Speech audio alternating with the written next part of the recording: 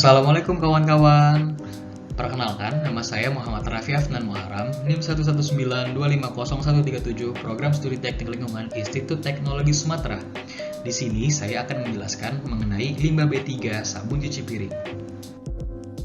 Kawan-kawan tahu gak arti limbah B3 itu sendiri apa? Kalau tidak tahu ataupun yang sudah tahu, mari kita bahas lebih lanjut yuk. Let's go.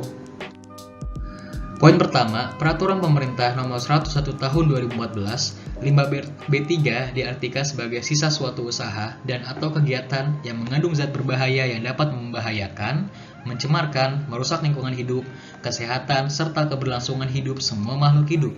Poin kedua, sifat teratogenik. Sifat ini dimiliki oleh limbah B3 sendiri yang dapat menyebabkan kondisi gangguan perkembangan dan pertumbuhan khususnya pada ibu hamil. Poin ketiga, karakteristik dari limbah B3 di Indonesia. Yang pertama ada mudah meledak, yang kedua ada mudah menyala, ketiga reaktif, keempat infeksius, kelima korosif, keenam beracun. Sumber limbah sabun cuci piring yang saya temui. Yang pertama ada di rumah tangga, karena dari hasil kegiatan mencuci piring atau mencuci peralatan rumah tangga. Yang kedua dari rumah makan atau restoran. Kenapa begitu? Karena limbah sabun yang dihasilkan akan sebanyak dengan jumlah pengunjung yang datang. Semakin banyak pengunjung, maka limbah sabun cuci piring atau B3 itu akan semakin banyak. Sumber ketiga yaitu dari pusat perbelanjaan. Kenapa begitu? Karena setiap usaha yang besar akan menghasilkan limbah, maupun limbah sabun cuci piring atau limbah yang lainnya. Apa sih karakteristik dari limbah sabun cuci piring itu sendiri?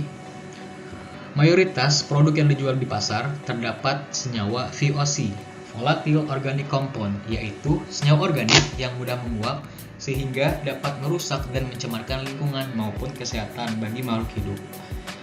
Kandungan pada sabun cuci piring diantaranya ada bahan triskolan, sodium lauret sulfat, dan fosfat, di mana zat-zat itu akan membahayakan dan toksik bagi manusia dan lingkungan. Di sini ada berbagai macam sabun cuci piring. Mana yang kalian punya di rumah? Komen di bawah. Kemudian kategori limbah sabun cuci piring. Peraturan Pemerintah Nomor 101 Tahun 2014, limbah ini termasuk limbah B3 sumber tidak spesifik karena dari kegiatan-kegiatan sampingan seperti pencucian, pengemasan, pelarutan perak, dan lain sebagainya. Perlu diingatkan juga, keberadaan limbah B3 yang belum diketahui kandungan racunnya juga masuk dalam kategori limbah B3 sumber tidak spesifik.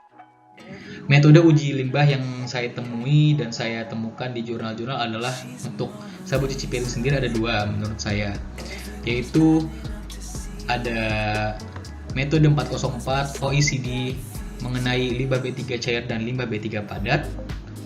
Yang kedua, metode SNI mengenai derajat keasaman pH dengan menggunakan alat pH meter untuk limbah B3 cair. Bagaimana sih cara pengolahan limbah B3 cuci piring ini? Yang saya temui adalah satu, menggunakan metode grey water, yaitu dengan memanfaatkan hasil limbah sabun cuci piring itu untuk keperluan non-potable water seperti menyiram tanaman, membilas toilet, mencuci kendaraan, dan lain-lain.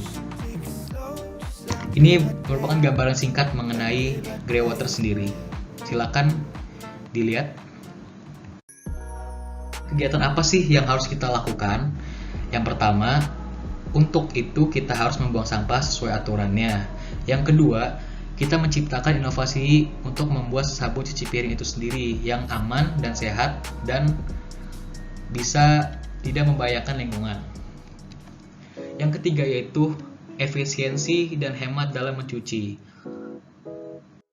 Saya mengutip dari kata-kata Jack Ma, jika kamu tidak menyerah, kamu masih memiliki kesempatan. Menyerah adalah kegagalan terbesar. Maka sebagai generasi muda kita harus menciptakan inovasi-inovasi untuk menyelamatkan dunia yang sedang kritis dalam pemanasan global ataupun limbah yang makin marak. Oke, sekian dulu dari saya. Sekian dan terima kasih. Jangan lupa untuk subscribe YouTube dan like, komen semuanya. Terima kasih. Wassalamualaikum warahmatullahi wabarakatuh.